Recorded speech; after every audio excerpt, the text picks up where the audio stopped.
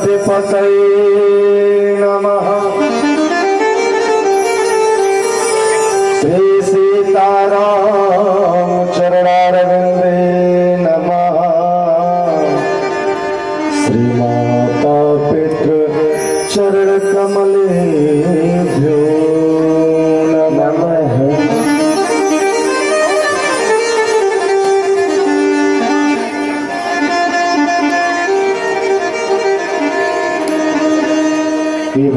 विवर्णानामर्थ संधानां रसानां छन्दसामते मंगलानां च कर्तारो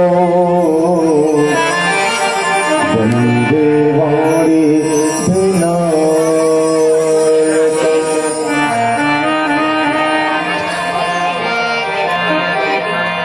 नारायणं नमस्कृत्य नरं चैव नरोत्तमं देवीं सरस्वतीं व्यासं ततो जयमुदीरये।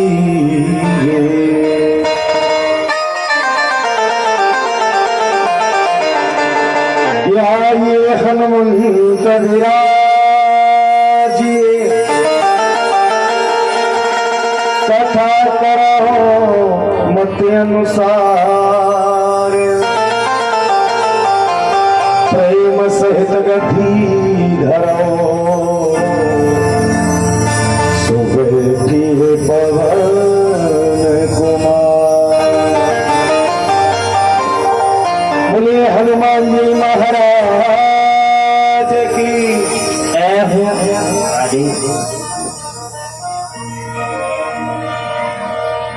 कि राधा मेरी स्वामिनी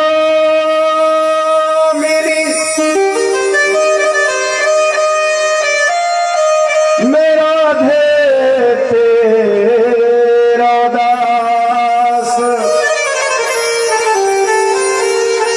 जन्म जन्म मोहि दीजियो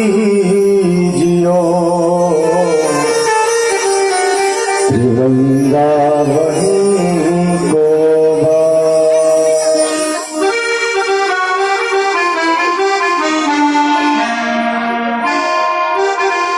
जो मैं सो जानती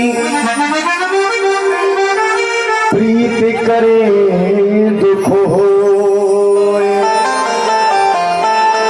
तो नगर दिधोरा पीटती प्रीति न करियो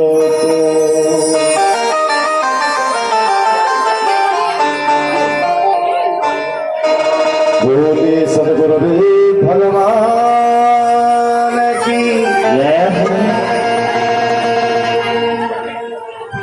बजरंग बली महाराज की जय हो। सभी भक्त भगवान के चरणों में दो शब्द अर्पित करते हुए वाणी को पवित्र करेंगे मीठी मीठी तालियों के साथ।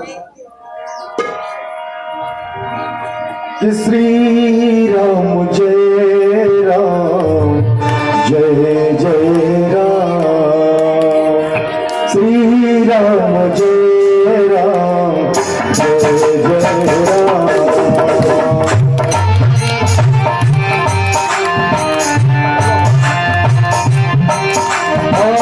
श्री राम जय राम जय जय राम।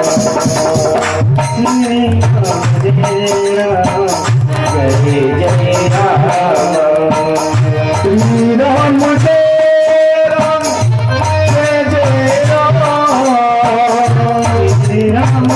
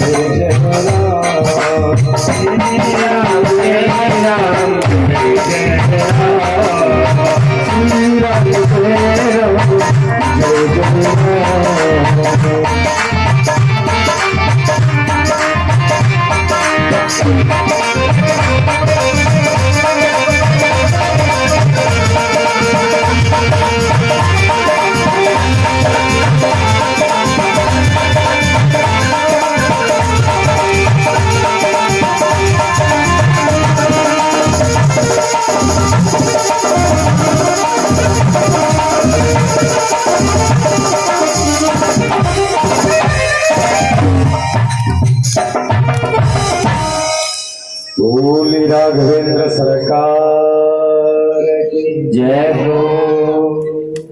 नमः पार्वती पतये हर हर महादेव।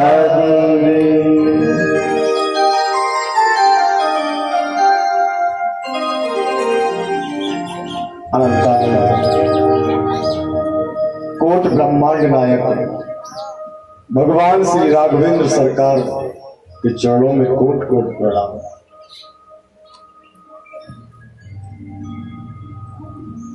भगवान शंकर के चरणों में साष्टांग श्री हनुमान जी महाराज को दंडवत करते हुए पूज्यपाद गोस्वामी तुलसीदास जी के चरणों में नमन करते हुए गोरयांचल से पधारे भगवान की सुंदर कथाओं को श्रवण करने आए सभी भक्तवृंद। सज्जनों, आप लोग मेरे भगवान की कथाएं श्रवण करने के लिए आए हैं। आपके इस पावन पवित्र गांव में ये बड़ी सुंदर भगवान की चर्चा चल रही है। दिन में भी रात में भी आप लोग बड़े प्रेम से कथाओं को श्रवण कर रहे हैं। कल आपने कथाओं को श्रवण किया था, मेरे भगवान का प्राकट्य होने वाला है। और भगवान कब आते मालूम है? कि जब जब हो धर्म की हानि, बढ़े असुर अधम अभिमानी। जब इस भारत भूमि पर अत्याचार बढ़ते, जब पापियों का बोलबाला हो जाता है, धर्म नष्ट होने लगता है, तब मेरे भगवान अवतार लेकर आते हैं। कि तब धारे प्रभु दे शरीरा, हरहि नाथ सज्जन सब पीरा। जब अत्याचार बढ़ता है तो मेरे भगवान अवतार लेकर आते हैं सज्जन। आज मेरे भगवान का प्राकट्य दिवस है। कथा में प्रवेश करने से पहले आप लोगों से बता दूं, जहां तक भी मेरी आवाज जा रही है सभी भक्त पधारे, क्योंकि आज मेरे श्री राघवेंद्र सरकार का जन्मोत्सव है। आप लोग बड़ी धूमधाम से मेरे राघव का, मेरे प्रभु राम का जन्मोत्सव श्रवण करेंगे। बड़ा आनंद छाएगा, बड़ी खुशियों से धूमधाम से मेरे प्रभु राम का जन्मोत्सव मनाया जाएगा। तो सभी भक्त पधारे, क्योंकि ये जो राम कथा है ना, राम कथा हमें जीना सिखाती है सज्जनों, और कृष्ण कथा हमें मरना सिखाती है। राम कथा के द्वारा हमें जानना है कि हमें जीवन में किस तरह जीना है। सारा जीवन राम मर्यादा में रहे हैं सज्जन। कहीं भी मेरे भगवान ने ऐसा प्रतीत नहीं होने दिया कि वो कहते हो कि मैं भगवान हूं। कभी भगवान नहीं बने हैं। पिता की आज्ञा अनुसार बन चले गए। छोटे भाई को गद्दी सौंप दी, लेकिन मेरे कृष्ण ने हर जगह कहा है कि मैं भगवान हूं, अहम ब्रह्मास्मि। जो मेरे भगवान कृष्ण ने कहा है उसका हमें पालन करना चाहिए, जो गीता में कहा है कि राम कृष्ण दोए कहे अंतर नहीं निमेष, इनके नयन गंभीर हैं उनकी चपल विशेष। क्या बात है बेटा?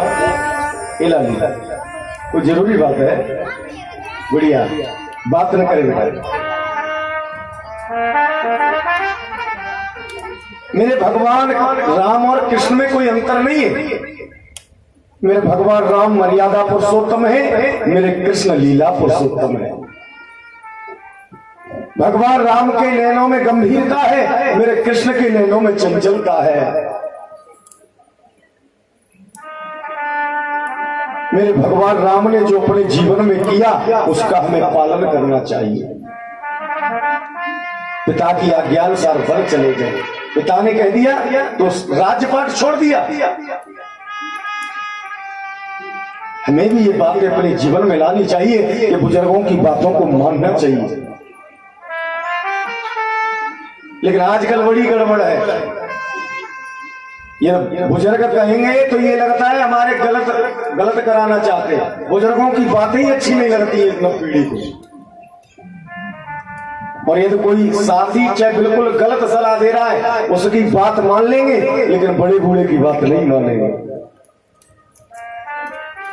लेकिन प्यारे, मेरे भगवान ने हर जगह अपने बुजुर्गों का सम्मान किया है, हर जगह अपने पिता की बात को माना है। इसलिए अपने बुजुर्गों का सम्मान करिए। राम कथा हमें इसलिए तो जीना सिखाती है कि राम कथा के सहारे हमें जो राम ने किया है वो सबका पालन करना चाहिए। और जो कृष्ण ने गीता में उपदेश दिया है उसका हमें पालन करना चाहिए। जो कन्हैया ने किया वो नहीं करना है। कन्हैया ने तो माखन चुराए चुराए के खायो, काऊ के घर से छाए चुराए लाए तो झगड़ा है जाएगा। भगवान कन्हैया ने गोपियों के वस्त्रों को चुराया, काऊ को रूमालू ले आए तो झगड़ा शुरू। तो कहने का भाव भगवान कृष्ण ने किया वो नहीं करना है, भगवान कन्हैया ने जो गीता में उपदेश दिया उसका हमें पालन करना है। और जो मेरे राम ने किया उसका हमें पालन करना है। आप लोग बड़े प्रेम से कल श्रवण कर रहे थे सूर्यवंश का निरूपण श्रवण कर रहे थे, महाराज त्रसंकु की कथा को। भगवान राम के पूर्वज है ये महाराज त्रसंकु, जो कथा कल आप लोगों ने श्रवण की थी। एक मेहतरानी के जल छोड़ने से महाराज त्रसंकु गधे से मानव बन गए। आज रानी के साथ वापस अयोध्या नगरी पहुंचे हैं। समय अनुसार एक पुत्र हुआ है जिसका नाम पड़ा है हरिश्चंद्र। और जब हरिश्चंद्र बड़े हुए तो सज्जनों, हरिश्चंद्र के कोई संतान नहीं, तो अश्वमेध यज्ञ कराया। तो यज्ञ में शर्त रखी कि जो पुत्र होगा उसे भगवान वरुण को भेंट देना पड़ेगा।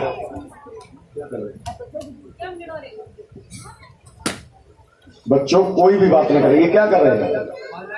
अच्छी बात है, ये बिल्कुल गलत है ना? ये कथा के बाद ये कथा में लगाने के लिए आए हैं, ये उधर बैठ के फुला के ला जाओ, फुला नहीं तो चल लोग चले जाओ उधर ही, उसमें बांध के लाना धागे में, जब हम कहें तब वहीं रखना तब तक।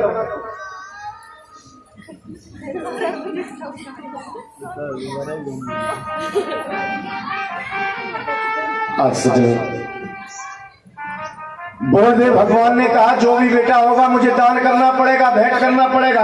हरिश्चंद्र ने कह दिया कर दूंगा। पुत्र हुआ लेकिन दान नहीं किया। धीरे धीरे बोले कुछ बड़ा हो जाएगा तो दान करूंगा। पर जब बड़ा हो गया तो हरिश्चंद्र ने कहा प्रभु एक ही बेटा है, आप कुछ और मांग लीजिए। और वादिन से सज्जनों हरिश्चंद्र बहुत बड़े दानी हो गए।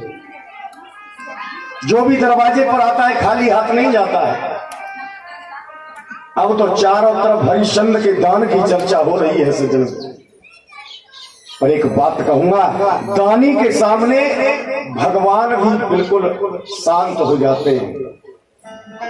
राजा बलि था राक्षस, लेकिन इतना बड़ा दानी था कि उसके दान के आगे भगवान को भी झुकना पड़ा था।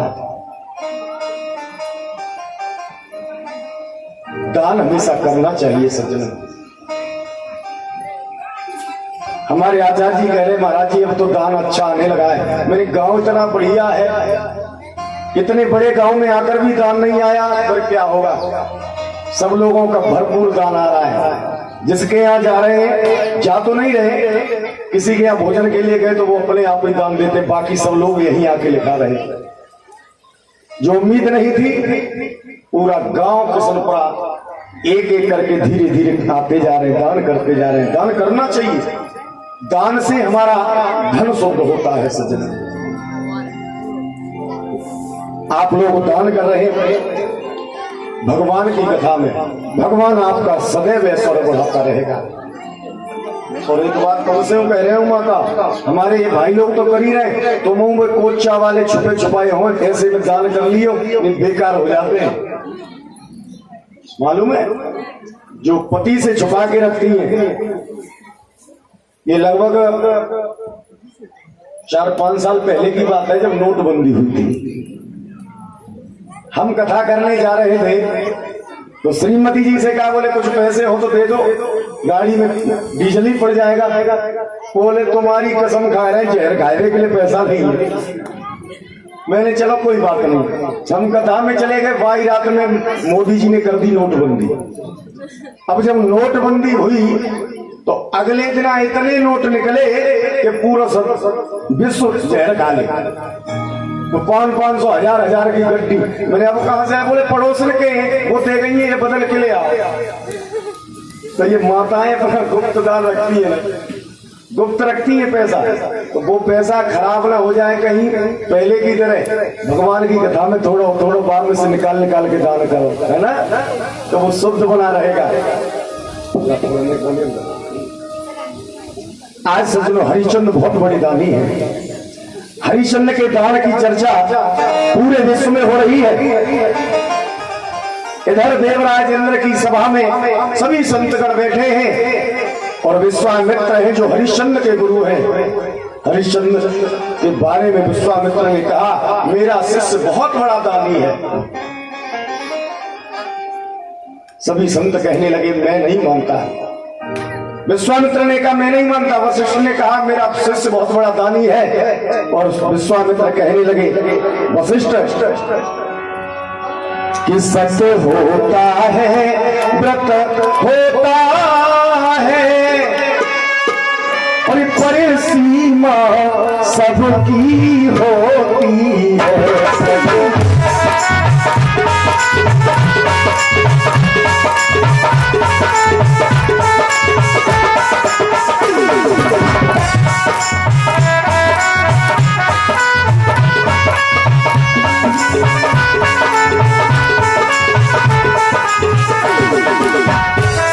विश्वामित्र ने कहा, बोले सत्य तो होता है, लेकिन आप जितना बोल रहे हो कि मेरे शिष्य जैसा कोई दानी नहीं है, ये बिल्कुल गलत है।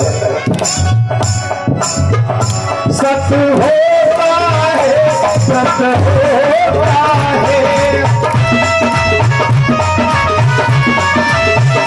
परिसीमा सबकी होती है।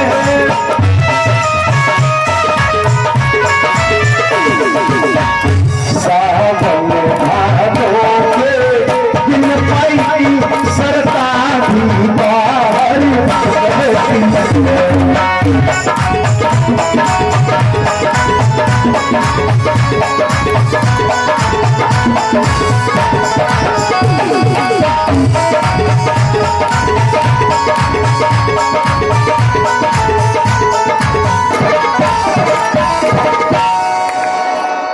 एकदम हरिश्चंद्र कहने लगे विश्वामित्र, अरे अपने शिष्य की इतनी बढ़ाई क्यों करते हो? दुनिया में और भी तो दानी है।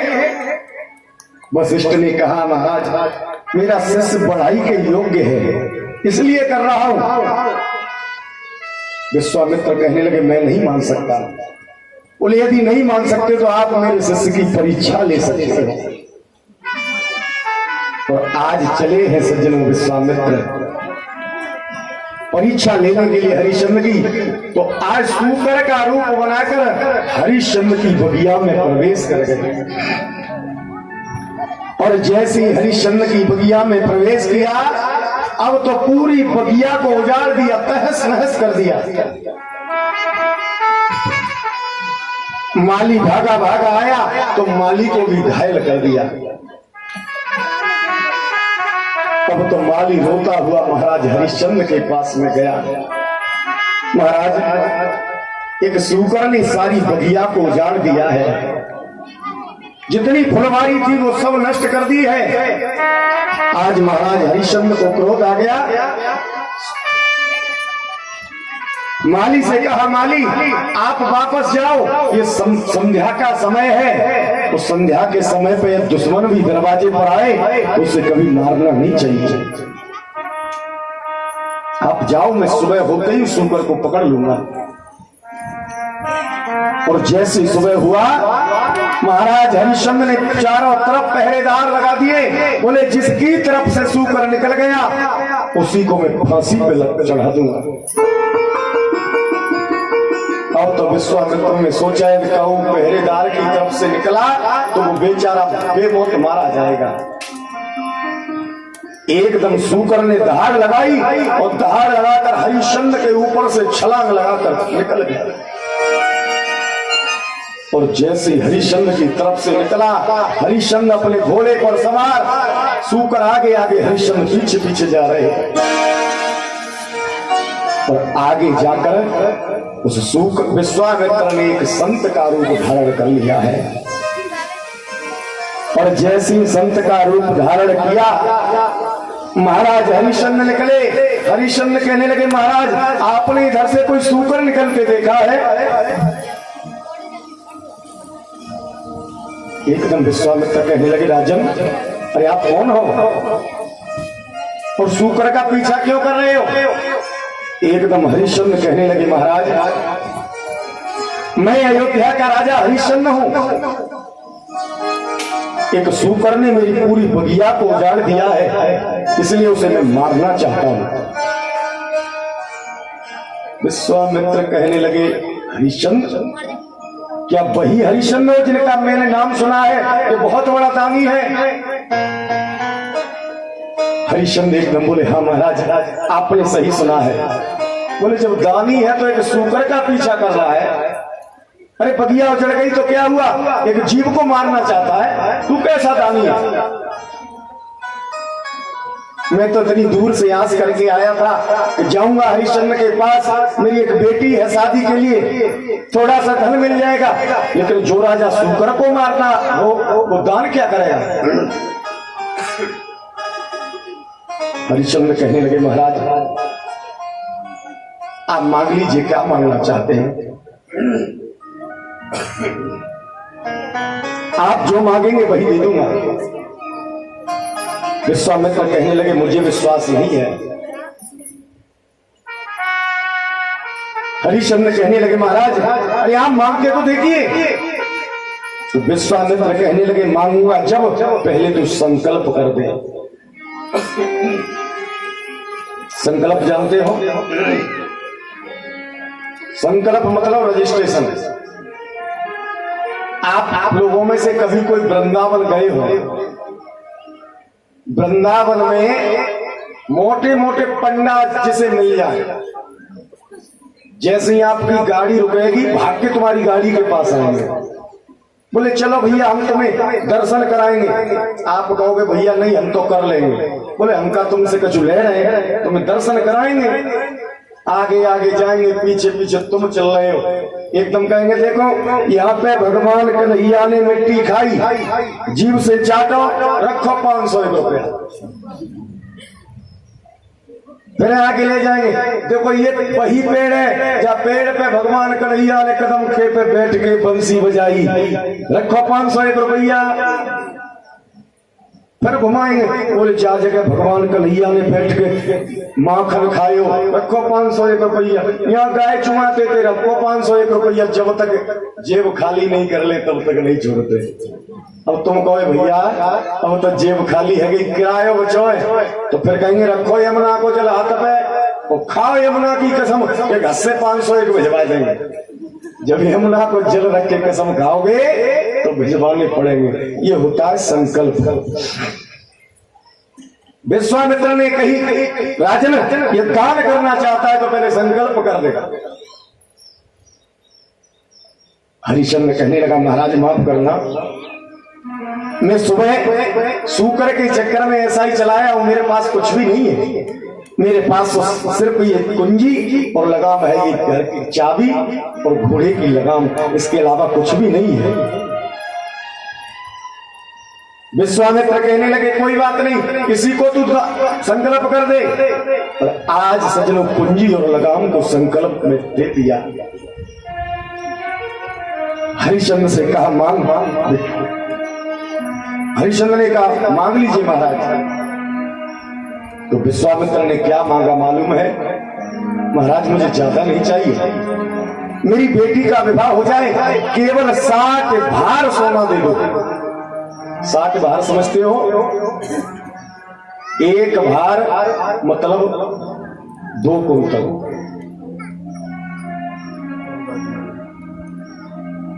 60 भार मतलब 15 कुंतल सोना। 8 भार मतलब 2 कुंतल, 60 भार 15 कुंतल। 15 कुंतल सोना मांगा है। हरिश्चंद्र ने कहा महाराज बस इतनी सी बात है, चलिए मैं अपने घर से तुम्हें सोना देता हूं। और आज हरिश्चंद्र के साथ विश्वामित्र चले। एकदम हरिश्चंद्र ने आकर खजांची को बुलवाया।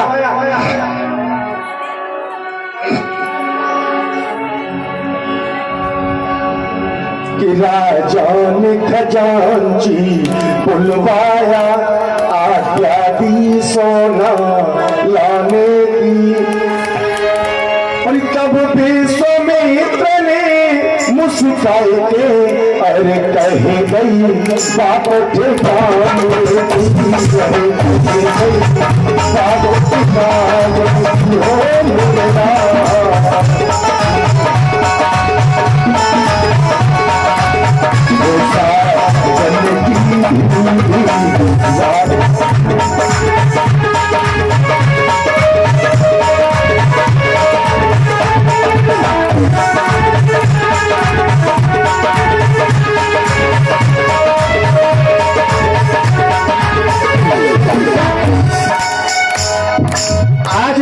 हरिश्चंद्र ने कहा खजांची से, खजांची को बुलाओ।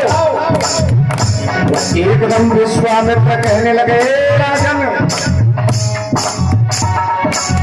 कि ओ राजन हो ठिकाने पर इसे पर तू हुक्म चलाता है। राजन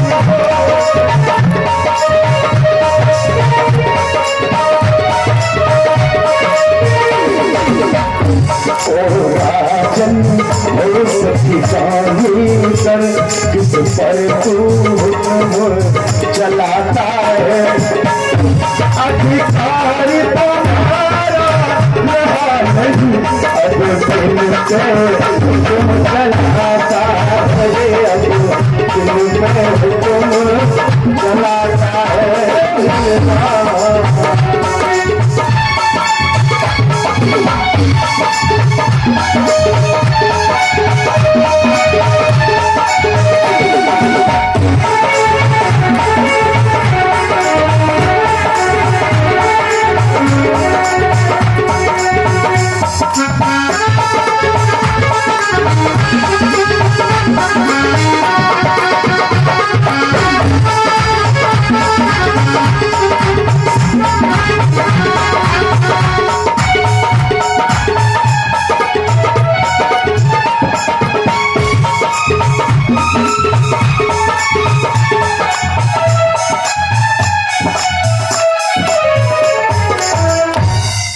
जैसे ही हरिश्चंद्र ने आज खजांची को आवाज लगाई, विश्वामित्र कहने लगे, ए हरिश्चंद्र, अरे क्या पागल हो गया है? किस पे आदेश कर रहा है? तू कुंजी और लगाम तो पहले ही संकल्प कर चुका है। कुंजी का मतलब पूरा राज्य मेरा हो गया है। अब ये नौकर तेरा नहीं है, ये नौकर मेरा है। यदि 60 भार सोना देना है तो इस राज्य से बाहर जाकर दे। और जैसे हरिश्चंद्र ने सुना, एकदम होश उड़ गई सजन, ये क्या हुआ? हरिश्चंद्र कहने लगे, महाराज ये तो धोखा कर दिया। विश्वामित्र कहने लगे, चल कोई बात नहीं, मना कर दे, मैं वापस चला जाऊंगा। हरिश्चंद्र कहने लगे, नहीं महाराज, पहले मैं अपनी पत्नी को पूछ लूं, उसके बाद मैं जवाब देता हूं। और आज हरिश्चंद्र सज्जनों धीरे धीरे रानी तारा के पास में पहुंचे हैं।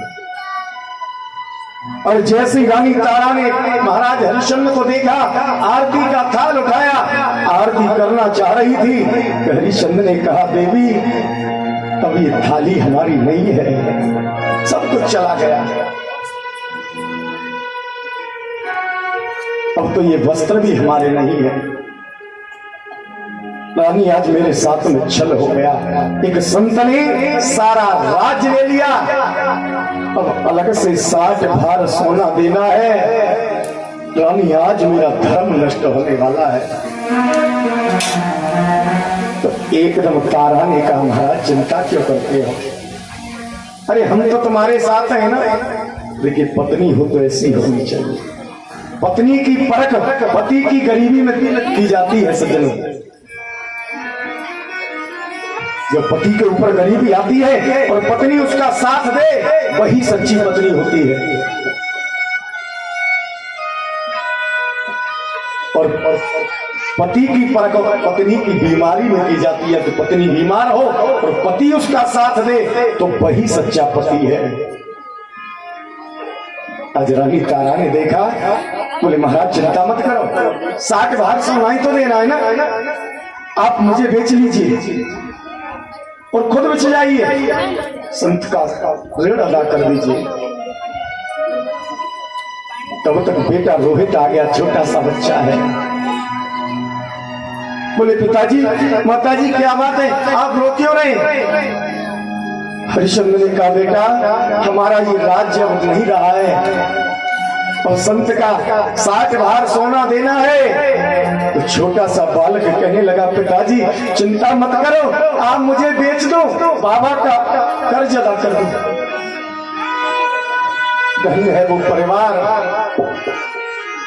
आजकल यदि कोई 100 रुपया हार के आ जाए तो घर में कलह हो जाएगी, कोई रोटी देना पसंद नहीं करेगा। बोलिए 100 रुपए हार के आया है, तो जिस राजा ने पूरा राज्य हार गया हो, उसका घर साथ दे रहा है।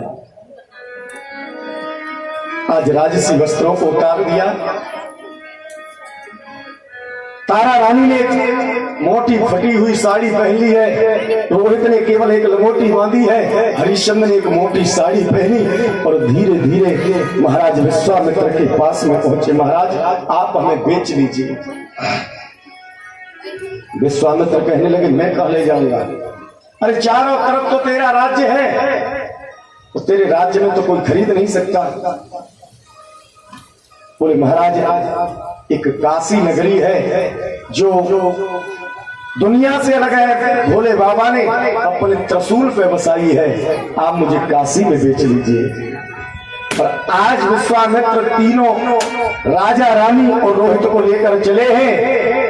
पूरी प्रजा सामने खड़ी है। बोले हमारे राजा को मत ले जाइए, ऐसा राजा फिर नहीं मिलेगा। और चले हैं सज्जन तीनों प्राणी। अरे छोड़ चले रजधानी अपनी, छोड़ चले रजधानी, छोड़ चले रजधानी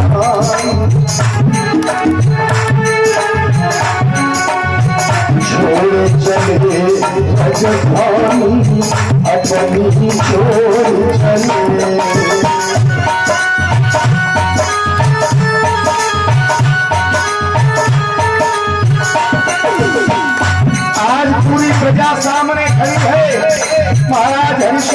लगे विश्वामित्र से, बाबा अरे मैंने अपनी प्रजा को अपने बच्चों की तरह पाला है, मेरी प्रजा को कष्ट मत देना। आज प्रजा सामने लेट गई, बोले हमारे राजा को आप ले नहीं जा सकते। हरिश्चंद्र ने समझाया कोई बात नहीं, आज के बाद यही महाराज तुम्हारे राजा होंगे।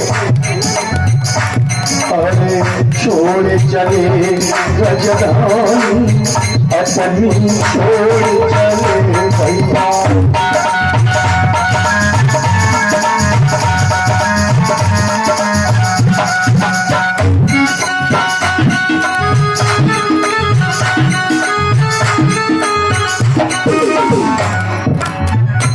अरे हरिश्चंद्र ने सबको नहीं छोड़ो, हरिश्चंद्र अरे तारा हवते में मुख नहीं मोड़ो, तारा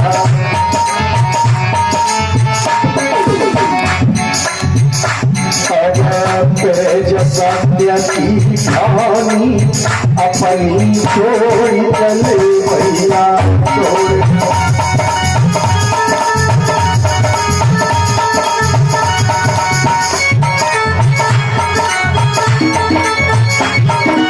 आज तीनों प्राणी जाए। अरे रानी अरे अवधपुरी सी नगरी छोड़ी अवध।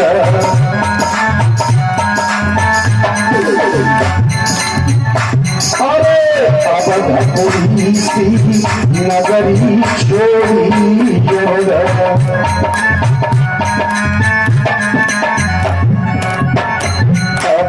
कैसे गए घूमे के रानी, अपनी छोड़ी चले भैया छोड़।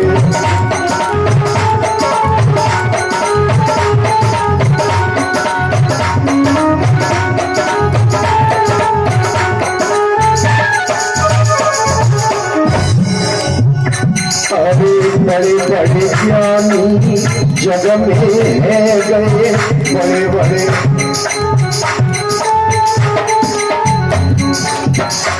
अरे बड़े बड़े ज्ञानी जग में है गए, बड़े बड़े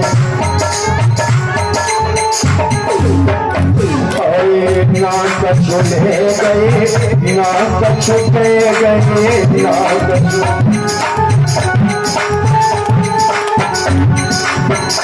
अब हरि गति का हूँ न जानी, अपनी छोड़ चले भैया छोड़।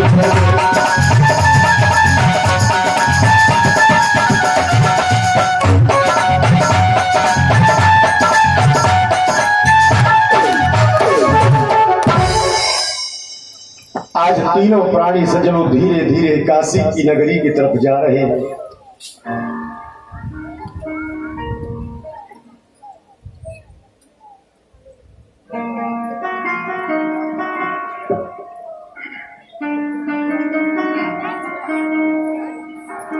बोली सदगुरुदेव भगवान की जय है।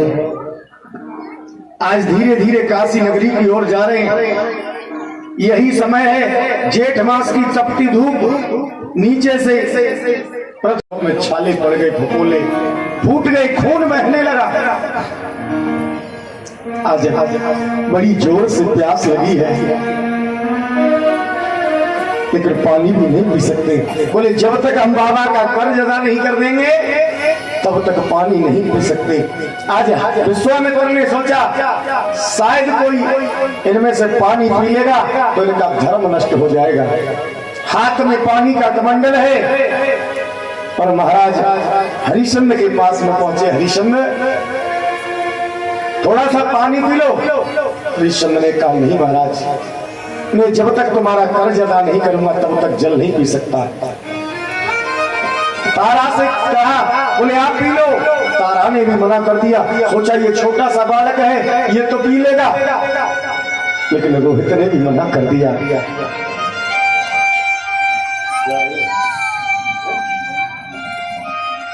कि बाबा लिए हाथ कमंडल पानी का और सत्य जगाना चाहे हरिश चंददानी का।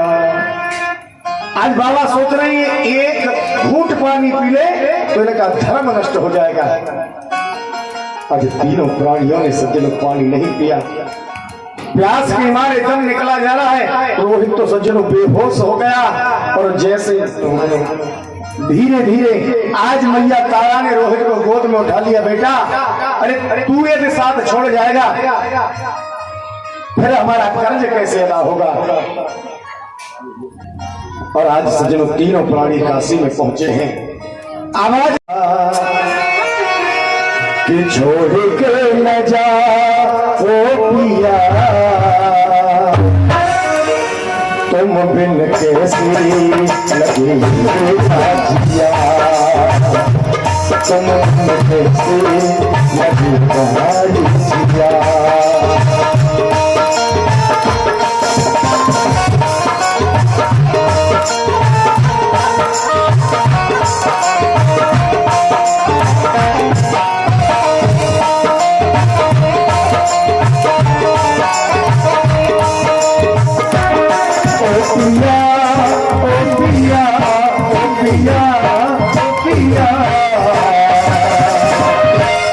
तुम बिन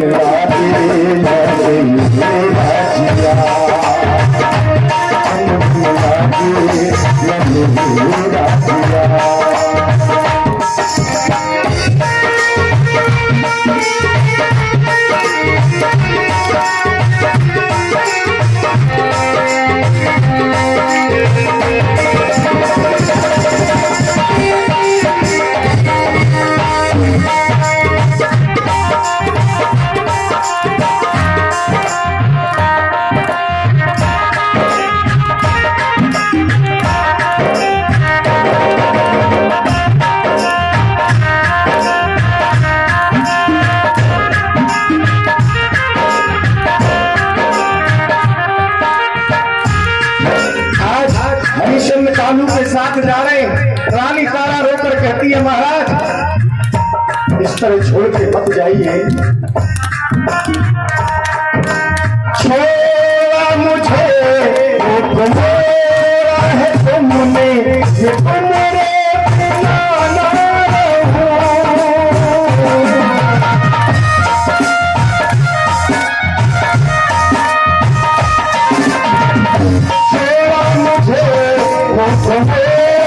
है तुमने तुम्हारे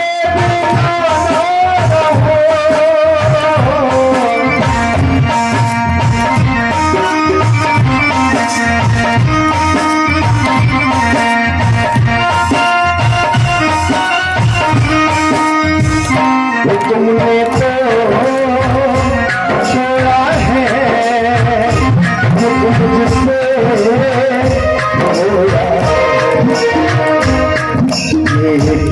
सास तुम कर दिया,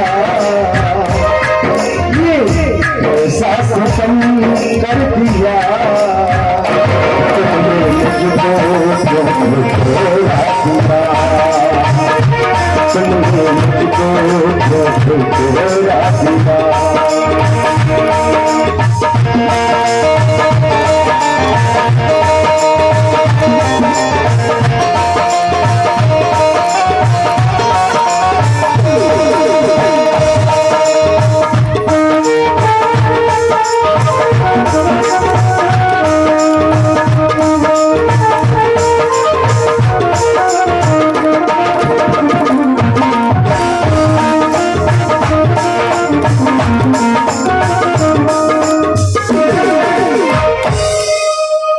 आज हरिश्चंद्र को कालू मेहतर ने खरीद लिया। एक ब्राह्मण आए तो उन्होंने 40 भार में सुनीति, रानी तारा और रोहित को खरीद लिया है। सज्जनों आज ब्राह्मण रानी तारा और रोहित को ले गए, कालू मेहतर हरिश्चंद्र को ले गया। और ये कालू कौन है? उसी मेहतरानी का बेटा जिसने महाराज त्रिशंकु के ऊपर जल छोड़ा था। हरिश्चंद्र से कहा तेरा नाम क्या है? बोले मेरा नाम है हरिश्चंद्र। बोले इतना लंबा नाम नहीं ले सकता, आज के बाद तेरा नाम हरिया है, हरिया कहूंगा। बोले ठीक है, आज हरिश्चंद्र से सज्जनों हरिया हो गए। एक नया मटका दे दिया, बोले इस मटके में जल भर के लाया करोगे, रोज जल लेके आना, और देख मैं तेरा धर्म नष्ट नहीं करूंगा, सामने राशन की दुकान है, वहीं से राशन खरीदो और खुद बना के खाओ। आज जैसे कहा हरिश्चंद्र सज्जन जल भरने गए हैं, और जल भरने के बाद वापस आए, राशन लिया, और जैसे ही भोजन बनाकर खाने बैठे कि विश्वामित्र एक भिखारी का रूप धारण करके आ गया।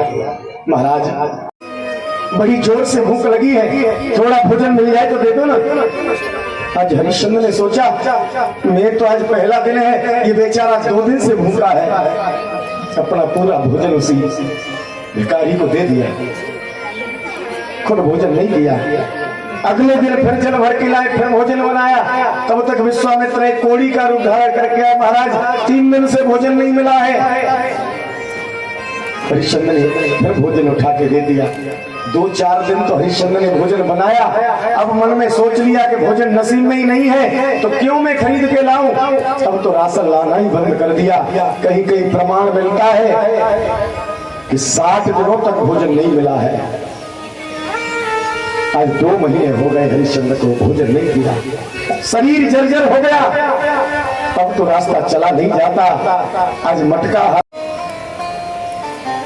ये लोग कहते ना कि गंगा में से जल भरते थे, उस समय हरिश्चंद्र के जमाने में गंगा मैया पृथ्वी पर थी नहीं। ये तो हरिश्चंद्र के 14 पीढ़ी बाद भागीरथ जी लेके आए हैं। ये अभी आपको आगे कथा सुनने को मिलेगी। आज हरिश्चंद्र मटके को लेकर आज एक घाट है जहाँ भगवान भोलेनाथ ने नृत्य किया था, तो कान का कुंडल गिर गया था, उस घाट का नाम पड़ गया था मणकर्ण का घाट। उसी घाट से हरिश्चंद्र पानी भर के लाते हैं। आज मटकी ले गए, पानी भर तो लिया लेकिन उठा नहीं पाए, और सामने से देखा कि रानी तारा आ रही है, दिल में धीरज बढ़ गया, मेरी रानी आ रही है, अब तो घड़ा उठवा ही देगी। और जैसे तारा को देखा एकदम हरिश्चंद्र रोकर कहने लगे रानी मेरे घड़े को उठवा दीजिए, मेरा शरीर जर्जर हो गया है, मैंने काफी दिन से भोजन नहीं किया। और रोकर कहते हैं कि बहुत दिन हो रानी अन्न में खाया घड़ा न जाए उठाना,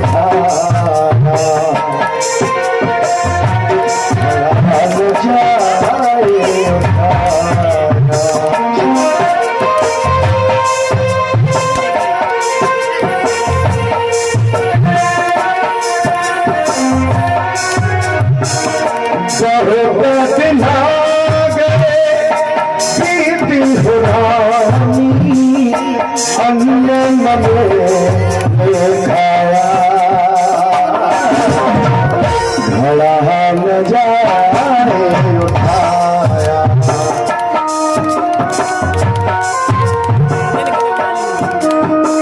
हरिश्चंद्र कहने लगे रानी मेरा शरीर जर्जर हो गया है, मुझसे ये घड़ा उठाए से नहीं उठता, थोड़ा सहारा लगा दे तो मेरा घड़ा उठ जाएगा। दूर ठिकाना है चल ले जाना है, मुश्किल अटकी उठे न मटकी, तेरी अगर हो जाए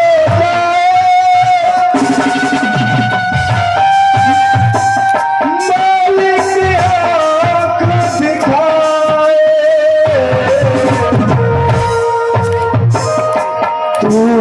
सहारा तेरे तारा निर्मल है मन सारा घड़ा न जाए उठाए।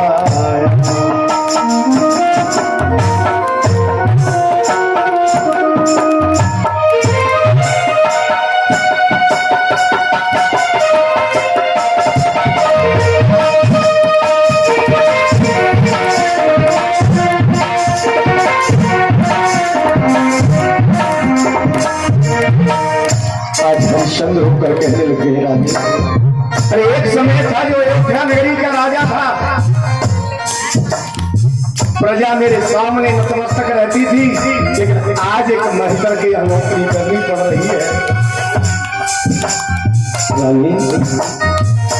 किस्मत टूट गई, दुनिया छूट गई, राजधानी सारा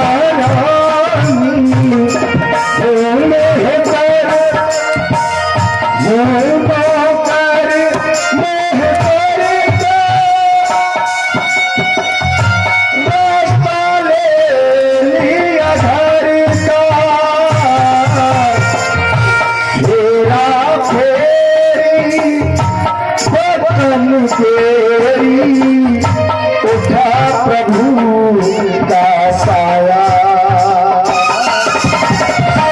घड़ा न जाए।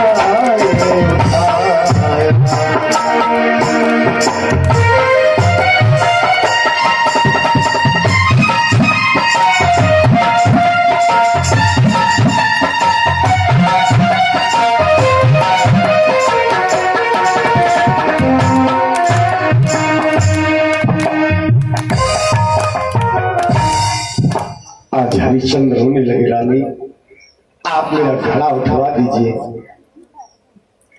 रानी कहने लगी, महाराज धर्म की खातिर राज्य छोड़ दिया, पर यदि मैंने तुम्हारे घड़े को हाथ लगा दिया तो धर्म नष्ट हो जाएगा। आपके पास एक मेहतर का घड़ा है, पर मैं एक ब्राह्मण के घड़े को लेकर आई हूं। यदि मैंने मेहतर के घड़े को हाथ लगा दिया तो महाराज धर्म नष्ट हो जाएगा। मैं तुम्हारे घड़े को नहीं उठवा सकती, लेकिन एक उपाय बता सकती हूँ कि गहरे में घुस जा, घड़ा उठ जाएगा और तनिक सहारा पानी को लग जाएगा। महाराज आप अंदर जल में घुस जाइए, घड़ा ऊपर आ जाएगा तो अपने आप घड़े को उठाकर ले जा सकते हो। इतना कहकर रानी वहां से चली गई। महाराज हरिश्चंद्र की तो आंखों में आंसू आ गए। बारिश समय सदा दिन जात न एक समान, यदि हमेशा एक समान दिन जाए तो व्यक्ति न जाने क्या कर देगा। आज हरिश्चंद्र ने जैसे तैसे घड़े को उठा तो लिया, धीरे धीरे चले, शरीर जर्जर हो रहा है, शरीर में सामर्थ्य नहीं, एक पैर में ठोकर लगी, जमीन पर गिर गई, घड़ा फूट गया सचमुच। और जैसे ही घड़ा फूटा एकदम कालू मेहतर आ गया, रे हरिया इतने घड़े कहां से लाऊंगा, तू रोज घड़ा फोड़ता है। हरिश्चंद्र कहने लगे, महाराज माफ करना, मैंने 60 दिन से भोजन नहीं किया है, मेरा शरीर कमजोर हो गया है। और जैसे ही देखा, कालू मेहतर ने राशन की दुकान पर जाकर पूछा, बोले 1-2 दिन राशन गया, फिर गया ही नहीं।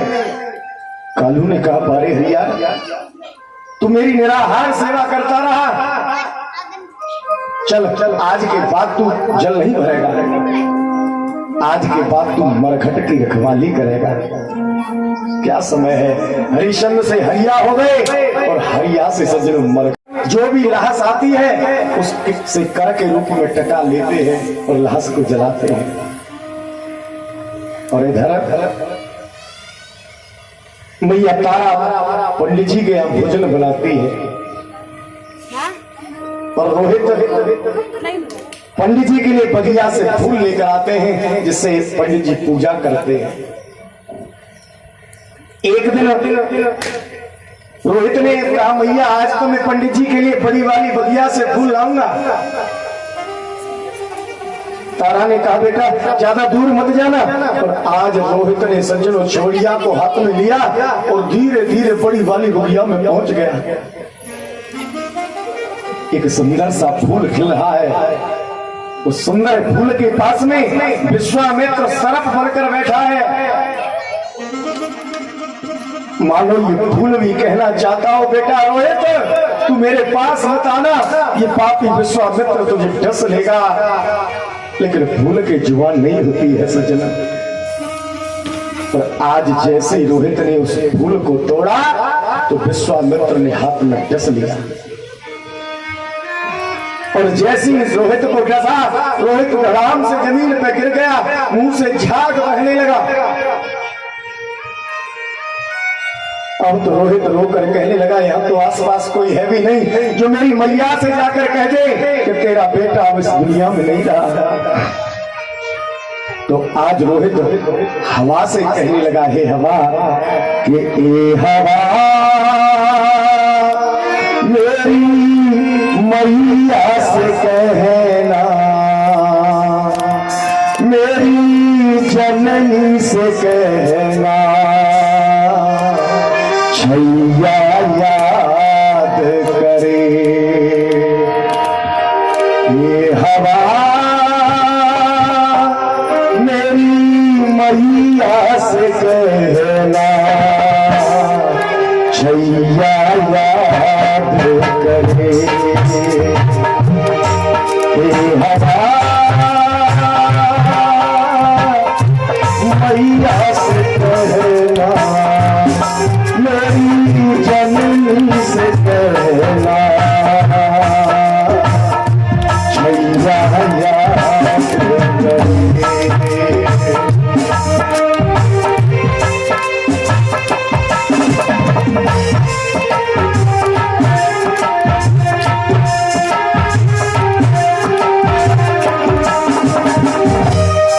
आज रोहित की आंखों में आंसू चल रहे, मुंह से झाग बह रहा है और रोकर कहता है पवन देव मेरी माँ से कह देना कि तेरा बेटा अब इस दुनिया में नहीं रहा। फूल तोड़ने